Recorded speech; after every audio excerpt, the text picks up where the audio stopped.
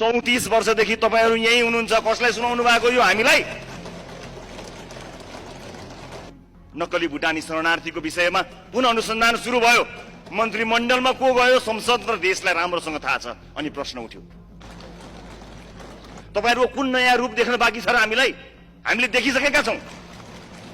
अब बाँकी रहेको जे बाँकी रहेको छ सँगै मिलेर देखाउनु होला, हेर्न तयार पनि छौं हामी कि आज सिङ्गो जीवन जेलमा परेका बाबुआमाको सन्तानलाई न्याय दिएर सयौं हजारौं बालबालिकाहरूलाई जीवन दिने इन्दिरा राणा मगरलाई एउटा विषय आउने बित्तिकै यो सदनमा, यो सम्मानित सदनमा मानव तस्करको आरोप लगाउने गरी निर्मम भयो हामी।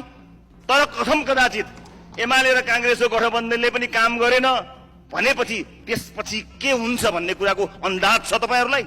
सोच्नु भएको छ तपाईहरुले? अनुसन्धान गरिरहेको विषय, कोही हाजिरी जमानमा छुट्नु भएको मान्छे बालकोटमा गीत गाउँदै हुनुहुन्थ्यो।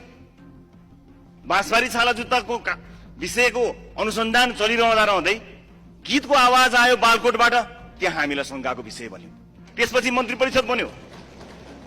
जहाँ जहाँ हामीले विषय उठायौं त्यहाँ त्यहाँ पुरस्कार देखियो। हामीले बाल मन्दिरको विषय उठायौं, त्यहाँ पनि पुरस्कार। बाल मन्दिरको विषय उठिरहँदा मन्त्रीमण्डलमा कस्तो सदस्यहरू जानुभयो त्यसले पनि हामीलाई झस्काउने वातावरण सृजना गर्यो। सभामुख महोदय, मैले स्पष्ट भन्नै पर्छ, स्काउटको विषय पनि हामीले उठायौं, फेरि पनि मन्त्रीमण्डल हेर्यो।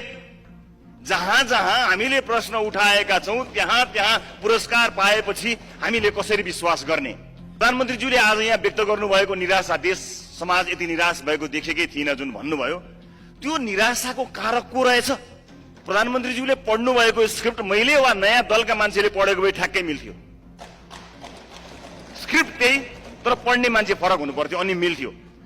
34 वर्षमा पहिलो पटक 1 महिना, अहिले 4 महिना, यो 5 महिनामा यो देशको हरिबिजोग हामीले बनाएको, बाँकी रहेको 34 वर्षको 5 महिना कटाएर भएको जिम्मा यो रोस्टममा उभिएर लिने ताकत तपाईँ राख्नुहोस्। बस यति मात्र हो। त्यसपछि हामी विश्वासको मत दिन्छौं। रंगभेद विरुद्ध 28 वर्ष जेल बसेर केवल 1 कार्यकाल राष्ट्रपति बनेर पुस्तान्तरण गरेका नेता हुन् नेल्सन मण्डेला। नेल्सन